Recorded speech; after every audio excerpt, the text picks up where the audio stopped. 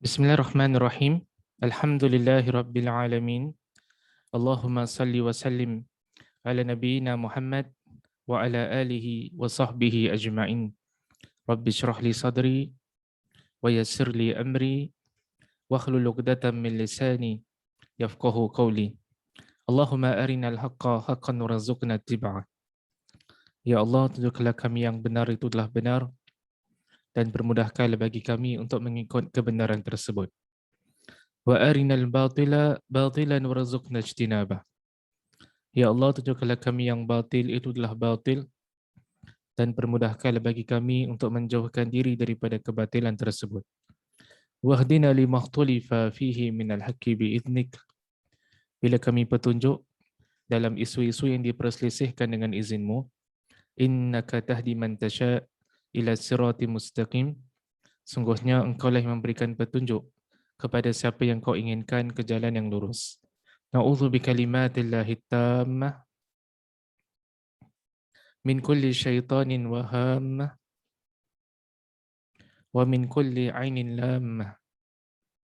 Muslimin muslimat dirahmati Allah, pertama dan utama terimalah salam uhuwah daripada saya.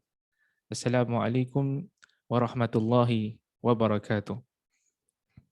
Selamat datang saya ucapkan kepada semua ke dalam sesi kita pada hari ini. Hari ini merupakan sesi kita yang ke-39 dalam kita mengupaskan kitab Q&A Fiqh Perubatan karangan Dr. Muhammad Rafiqi. Kita masih lagi berada pada bab yang ke-8 dan bab yang ke-8 sang pengarang kitab ini dia berikan judul kesuburan dan pencegahan kehamilan. Izinkan saya untuk rumuskan apakah poin-poin penting yang kita bahaskan pada sesi yang lalu sebelum kita menerokai satu perbahasan yang baru pada hari ini. Jadi pada minggu lepas, kalau antum masih ingat lagi, kita bincangkan tentang satu kaedah dalam mencegah kehamilan, iaitu kaedah yang bersifat kekal, yang bersifat permanen. Kaedah mencegah kehamilan ni ada dua kaedah. Satu kaedah yang bersifat sementara ataupun temporary dan satu pula yang bersifat kekal ataupun permanen. Kita simpulkan pada minggu lepas yang kaedah kekal ni ramai di kalangan para ulama berpandangan adalah tak sewajarnya dilakukan oleh seorang Muslim menggunakan kaedah yang kekal. Dan itu juga diputuskan oleh ketetapan oleh Majma' Fiqh Islam antarabangsa. Mereka pun memutuskan yang seorang Muslim tak sewajarnya menggunakan kaedah yang kekal dalam mencegah kehamilan, melainkan kalau di sana ada keuzuran yang tertentu. Melainkan di sana betul-betul ada valid reason ataupun sebab yang munasabah. Itu yang kita bincangkan pada sesi minggu lepas, beberapa keadaan ataupun sebab yang perlu dilakukan pemandulan daripada sudut perubatan. Jadi hukum asalnya tak sepatutnya dilakukan kaedah mencegah kehamilan yang bersifat kekal, yang bersifat permanen, tetapi kalau memang di sana ada sebab yang munasabah mengikut perubatan ataupun daripada perspektif perubatan, maka baru pada ketika itu diberikan keringanan. Adapun sebab-sebabnya telah kita bahaskan pada sesi minggu lalu. Hari ini kita nak beralih kepada satu perbahasan yang baru, iaitu tentang hukum berkahwin bagi pesakit yang sepenuhnya mandul, completely infertile. Jadi di sini timbul persoalan yang dibangkitkan oleh sang pengarang kitab ini. Orang kalau dia ada masalah dengan fertility ataupun orang yang completely infertile, baik daripada kalangan lelaki ataupun kalangan wanita, adakah mereka ni boleh berkahwin ataupun tidak? Boleh tak mereka mendirikan rumah tangga? Itu merupakan topik perbahasan yang disentuh oleh sang pengarang kitab ini, Dr. Muhammad Rafiqi. Apa kata sang pengarang kitab ini? Jadi kata sang pengarang kitab ini, hukum berkahwin bagi pesakit yang sepenuhnya mandul ataupun completely infertile adalah harus, dalam arti kata yang lain adalah dibenarkan. Dengan syarat. Apakah syaratnya? Syaratnya adalah jikalau ada penerimaan kedua-dua bakal pasangan suami isteri. Maksudnya ada mutual consent. Dua-dua belah pihak redha. baik daripada pihak lelaki ataupun sang suami ataupun pihak wanita iaitu pihak isteri. Kalau sekiranya kedua-duanya redha, baik daripada sang suami ataupun sang isteri, maka hukumnya dibenarkan. Jaizun, dibenarkan bagi golongan semikian rupa untuk mendirikan rumah tangga.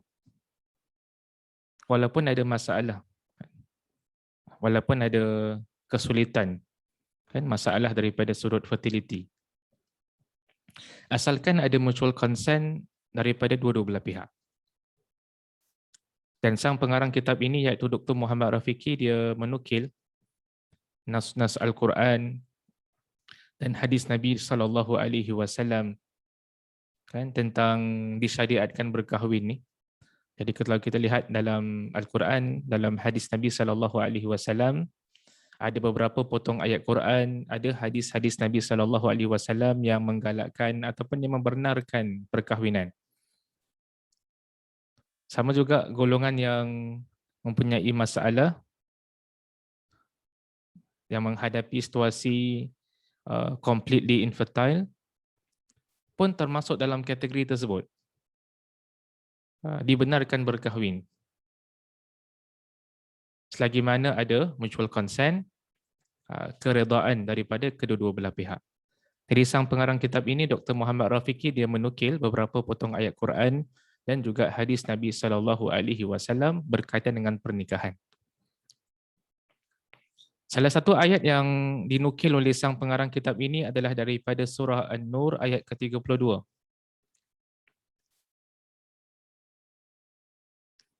Yang mana kata Allah Subhanahu wa taala, a'udzubillahi minasyaitonirrajim, wa ankihul ayama minkum was-salihin min ibadikum wa imaikum iyakunu fuqara yughnihumullahu min fadlih wallahu wasi'un alim. Surah An-Nur ayat ke-32.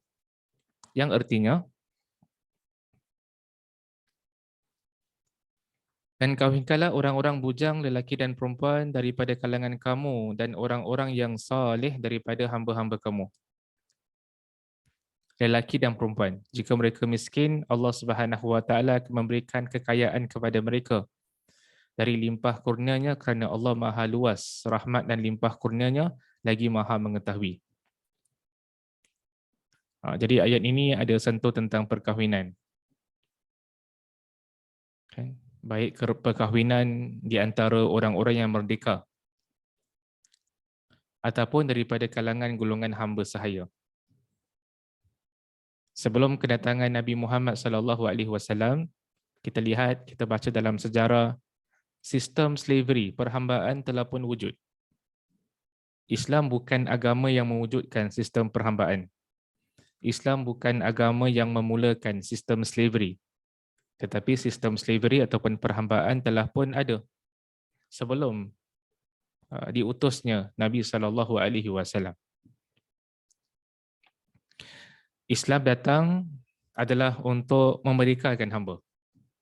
Jadi sebab kita lihat dalam Al-Quran, dalam sunnah Rasul SAW, ada banyak cara untuk membebaskan seseorang daripada perhambaan. Dalam Quran ada menyebut kan, kalau sekiranya seseorang melakukan perbuatan dosa yang tertentu, ada kafarahnya, ada penebus dosanya. Dan salah satu penebus dosa adalah merdekakan hamba. Jadi perkahwinan itu dibenarkan baik daripada kalangan orang-orang yang merdeka ataupun daripada kalangan golongan hamba sahaya. Jadi kata sang pengarang kitab ini, surah An-Nur ayat 32 ada kaitan dengan pernikahan. Jadi hukum berkahwinnya orang-orang yang menghadapi masalah complete infertile, kan? Maka mereka juga termasuk dalam ayat-ayat ini. Dibenarkan bagi mereka berkahwin selagi mana ada keredaan daripada kedua-dua belah pihak. Itu ayat pertama yang dinukil oleh sang pengarang kitab ini. Ada ayat yang lain yang dinukil oleh sang pengarang kitab ini daripada surah An-Nisa ayat yang ketiga. Kata Allah Subhanahu wa taala, a'udzu billahi minasyaitonir rajim. وَإِنْ خِفْتُمْ أَلَّا تُقْسِطُوا فِي الْيَتَامَى فَانكِحُوا مَا طَابَ لَكُم مِّنَ النِّسَاءِ مَثْنَىٰ وَثُلَاثَ وَرُبَاعَ فَإِنْ خِفْتُمْ أَلَّا تَعْدِلُوا فَوَاحِدَةً أَوْ مَا مَلَكَتْ أَيْمَانُكُمْ ذَلِكَ أَدْنَىٰ أَلَّا تَعُولُوا. Surah An-Nisa ayat ketiga. Apa maksud ayat ni? Dan jika kamu takut tidak berlaku adil terhadap perempuan-perempuan, wanita-wanita yatim, apabila kamu berkahwin dengan mereka, maka berkahwinlah dengan sesiapa yang kamu berkenan daripada perempuan lain, 2, 3 ataupun 4. Kemudian jika kamu bimbang tidak akan berlaku adil di antara isteri-isteri kamu, maka berkahwinlah dengan seorang sahaja. Atau hamba-hamba perempuan yang kamu miliki, yang demikian itu adalah lebih dekat untuk mencegah supaya kamu tidak melakukan kezaliman. Jadi surah An-Nisa ayat ketiga ni pun ada sentuh tentang pernikahan. Jadi salah satu benda yang dilarang dalam Islam adalah melakukan kezaliman. Tak boleh kita melakukan kezaliman, especially terhadap golongan wanita yang kita nikahi. Jadi seorang suami tak boleh menzalimi isteri ataupun pihak wanita, seorang isteri pun tak boleh menzalimi suaminya. Dalam ayat ini ada sentuhan tentang poligami juga. Antara perkara yang dibenarkan dalam Islam adalah bernikah lebih daripada satu, itu pun perlu kepada syarat-syarat yang tertentu. Dalam Islam seorang lelaki dibenarkan untuk kahwin 4, itu pun kalau sekiranya kan boleh berlaku adil, itu pun kalau sekiranya memenuhi syarat-syarat yang tertentu. Kan Islam amat menitik beratkan tentang keadilan. Kan itu yang ditunjukkan oleh Nabi kita sallallahu alaihi wasallam. Dan dalam ayat ini juga disentuh yang kalau sekiranya seseorang itu bimbang tak dapat berlaku adil, maka kahwinlah sahaja seorang sahaja. Kan? Itu lebih hampir kepada keadilan. Itu lebih mencegah daripada perbuatan menzalimi golongan wanita. Kan?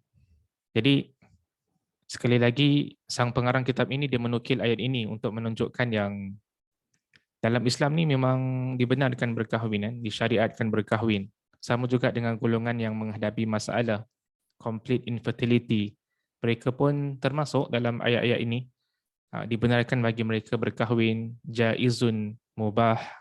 Dibenarkan bagi mereka berkahwin selagi mana ada keredaan daripada kedua-dua belah pihak.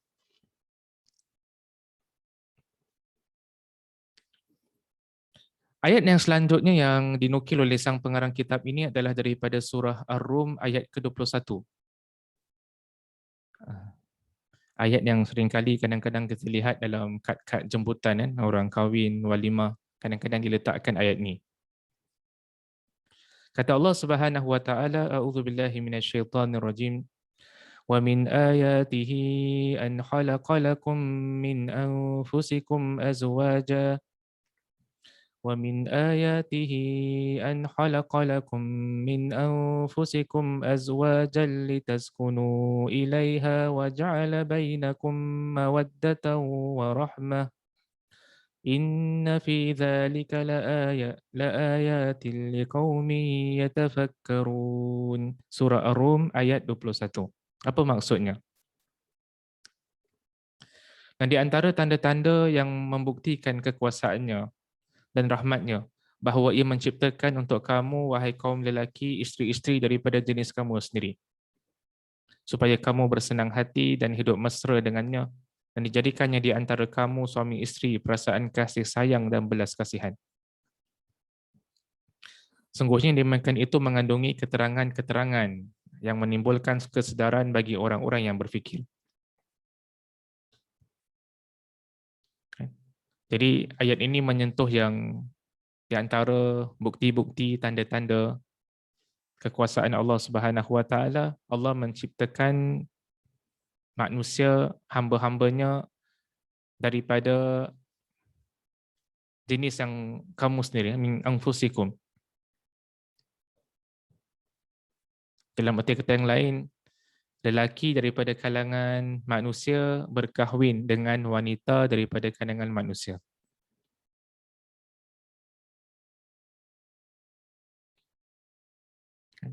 Jin daripada kalangan lelaki berkahwin dengan jin daripada kalangan wanita. Allah sebut dalam ayat ini, an khalaqa lakum min anfusikum azwaja. Manusia kahwin dengan manusia. Jin kahwin dengan jin. Dan bukan terbalik. Bukan manusia kahwin dengan jin, kan? Tetapi manusia berkahwin dengan manusia, jin kahwin dengan jin. Allah sebut min anfusikum, daripada jenis kamu sendiri. Okay. Itu yang disebutkan oleh Allah Subhanahu Wa Taala. Jadi di antara hikmah, matlamat, tujuan daripada pernikahan ini adalah supaya kamu bersenang hati, hidup mesra dengannya, kan? Dan diwujudkan perasaan kasih sayang dan juga belas kasihan. Antara objektif pernikahan adalah untuk achieve ketenangan dalam rumah tangga, kebahagiaan dalam rumah tangga, kemesraan dalam rumah tangga, kasih sayang dalam rumah tangga, saling cinta mencintai dalam antara suami isteri dalam sebuah rumah tangga. Itu merupakan antara objektif ataupun matlamat daripada pernikahan. Lepas tu kita lihat dalam Islam ada banyak sangat ajaran yang diajarkan kepada kita, yang diajarkan oleh Rasul kita Nabi Muhammad sallallahu alaihi wasallam tentang perkara-perkara yang boleh dilakukan untuk mengukuhkan lagi kan hubungan antara suami dan isteri. Dalam Islam, lelaki ataupun suami mempunyai tanggungjawab yang tertentu yang perlu beliau laksanakan terhadap isterinya. Begitu juga dalam Islam, golongan isteri, wanita ada tanggungjawab yang tertentu yang harus dipikul, dilakukan terhadap suaminya. Jadi dia bukan one way, dia two way. Sebagaimana suami perlu laksanakan tanggungjawabnya, seorang isteri pun perlu melaksanakan tanggungjawabnya. Kadang-kadang masalah berlaku adalah bila salah satu daripada suami ataupun isteri tidak melakukan tanggungjawab masing-masing. Itu yang kadang-kadang boleh membawa kepada perselisihan, boleh membawa kepada keretakan dalam rumah tangga. Jadi penting sangat kita mengikut ajaran Nabi SAW. Termasuklah yang ada kaitan dengan rumah tangga. Penting sangat kita mencontohi jejak langkah Nabi kita SAW. Bagaimana Rasul SAW hidup berkeluarga, bagaimana Nabi SAW sebagai seorang suami, bagaimana Nabi SAW berinteraksi dengan isterinya. Sebagaimana kita maklum, Nabi SAW mempunyai lebih daripada satu isteri. Jadi pasti ada challenges, pasti ada challenges yang tertentu, cabaran yang tertentu yang dihadapi oleh Nabi SAW. Kan kadang-kadang isterinya cemburu. Bagaimana Nabi SAW menangani? Jadi penting sangat sebagai orang-orang Islam kita melihat, mempelajari tentang rumah tangga Rasul SAW, pendekatan yang diambil oleh Nabi SAW agar dapat kita contohi, agar dapat kita mencontohi jejak langkah Rasul SAW dalam kehidupan berumah tangga. Jadi ini adalah di antara ayat-ayat, beberapa potong ayat yang seringkali kita dengar yang menunjukkan tentang bernikah itu adalah disyariatkan, Pernikah itu adalah dibenarkan. Termasuklah bagi golongan yang mempunyai masalah tentang fertility pun dibenarkan asalkan ada mutual consent, keredaan daripada kedua-dua belah pihak, iaitu pihak suami dan pihak isteri. Selain daripada ayat-ayat Al-Quran, antara yang dinukil juga oleh sang pengarang kitab ini iaitu Dr. Muhammad Rafiqi adalah daripada hadis Nabi SAW. Dalam sepotong hadis yang diriwayatkan oleh Imam Al-Bukhari rahimahullahu taala, kata Nabi SAW, ya ma'syarasy syabab, wahai para pemuda, man istata'a minkum al-ba'ata falyatazawwaj. Siapa yang berkemampuan hendaklah dia berkahwin. Kerana perkahwinan itu menutupkan pandangan dan menjaga kehormatan. Sesiapa yang tidak berkemampuan hendaklah dia berpuasa kerana berpuasa adalah pendindingnya. Hadis riwayat Imam Al-Bukhari. Jadi hadis ni seringkali kita jumpa bila kita masuk dalam fiqh munakahat, fikih hukum hakam yang membahaskan tentang nikah kahwin. Kita akan selalu jumpa hadis ni. Yang mana Nabi SAW tujukan hadis ni, ya ma'syarasy syabab, kepada golongan syabab. Syabab ni kata sebagian ulama adalah satu peringkat umur daripada puberty, daripada waktu baligh sampailah sebelum 40 tahun. Jadi sebagian ulama mereka tahdidkan, definekan syabab ni, dia punya range adalah antara usia puberty sampailah sebelum 40 tahun. Nabi SAW galakkan bagi golongan para pemuda yang berkemampuan untuk berkahwin. Nabi SAW galakkan mereka berkahwin. Galakkan mereka bernikah. Kenapa nikah itu digalakkan? Disebutkan oleh Nabi SAW antara dia punya benefits. Kelebihannya adalah dia lebih menjaga pandangan seseorang. Dia lebih menjaga kehormatan seseorang. Mudah-mudahan dengan dia bernikah, dia menjaga pandangannya, memelihara pandangannya daripada melihat kepada perkara-perkara yang diharamkan oleh Allah Subhanahu Wa Taala.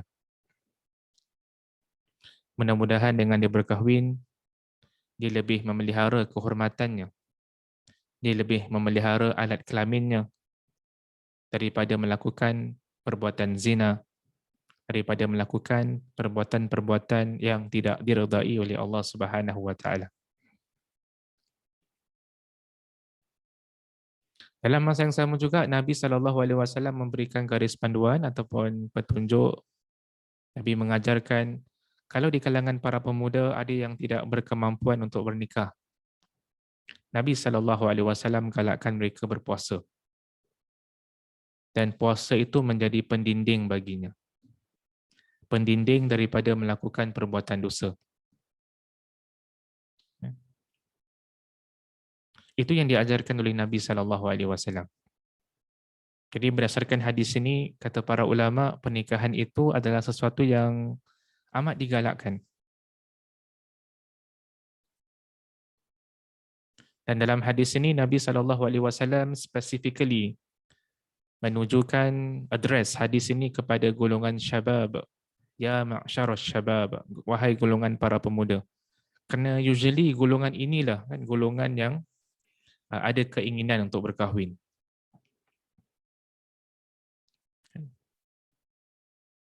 Bukan maksudnya golongan selain para pemuda tak ada keinginan untuk berkahwin, tapi kebiasaannya. Yang ada keinginan yang kuat untuk berkahwin adalah daripada kalangan para pemuda. That is why Nabi SAW memulakan hadis ini dengan ya ma'syarasy syabab, wahai para pemuda.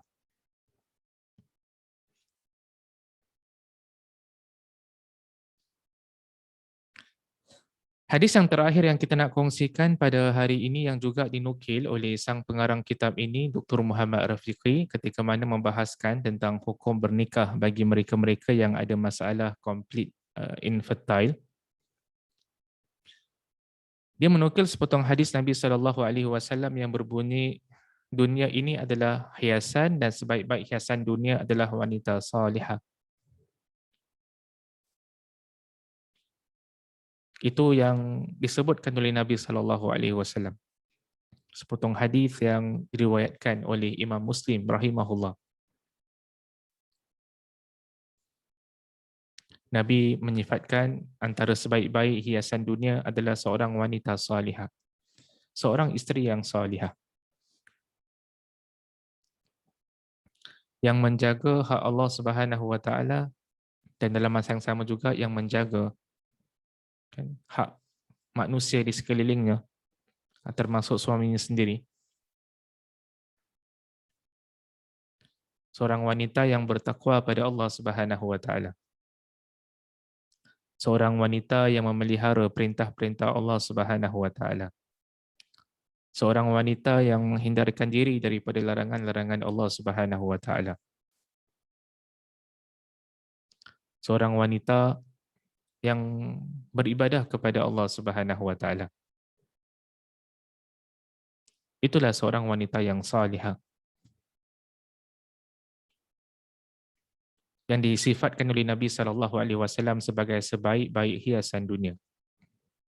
Dalam hadis yang lain, Nabi SAW ada mengatakan yang seseorang itu dinikahi kerana 4 perkara, disebabkan kecantikannya, disebabkan hartanya, disebabkan keturunannya, disebabkan agamanya. Kata Nabi SAW, "Fadhfar bidzatid din taribat yadak." Peliharalah yang kuat pegangan agamanya, nescaya kamu akan beruntung. Nabi tak larang seorang Muslim ataupun Muslimah kalau nak cari pasangan, cari yang ada rupa paras yang indah. Nabi tak larang. Nabi SAW pun tak larang kalau sekiranya seorang Muslim ataupun Muslimah nak cari pasangan yang kaya. Nabi tak larang. Nabi SAW pun tak melarang seseorang daripada menikah daripada orang yang datang daripada keturunan yang baik-baik. Tetapi Nabi SAW ajarkan macam mana nak meletakkan keutamaan. Apakah faktor yang patut didahulukan dalam pemilihan pasangan? Nabi SAW memilih faktor agama sebagai yang paling utama. Fadhfar bidzatid din. Pilihlah yang kuat pegangan agamanya, nescaya kamu akan beruntung. Pilihlah orang yang bertakwa kepada Allah. Pilihlah seorang wanita yang salihah. Pilihlah seorang lelaki yang salih, yang memelihara hak-hak Allah, memelihara perintah-perintah Allah dan menjauhkan diri daripada larangan-larangan Allah. Itu yang diajarkan oleh Nabi kita sallallahu alaihi wasallam. Sebagai kesimpulan untuk sesi kita pada malam ini, hari ini kita membincangkan tentang hukum berkahwin bagi golongan yang mempunyai masalah complete infertility. Apa kata sang pengarang kitab ini, Dr. Muhammad Rifiki? Bagi golongan ini, hukum berkahwin bagi mereka adalah jaizun, dibenarkan dengan syarat ada mutual consent, ada keredaan daripada kedua-dua belah pihak, iaitu pihak suami dan pihak isteri. Kalau ada mutual consent, silakan, tak jadi masalah. Itu merupakan kesimpulan yang ingin saya lakukan ataupun buat pada sesi kita pada hari ini. Kalau sekiranya ada kebenaran dalam apa yang saya sampaikan, itu datang daripada Allah Subhanahu Wa Taala. Kalau sekiranya ada kesilapan ataupun kekurangan dalam penyampaian, itu datang daripada diri saya sendiri. Saya minta ampun kepada Allah dan saya bertaubat kepadanya. Kita tutup dengan tasbih kafarah. Subhanakallahumma wa bihamdika asyhadu an la ilaha illa anta astaghfiruka wa atubu ilaik. Sekian, Assalamualaikum warahmatullahi wabarakatuh.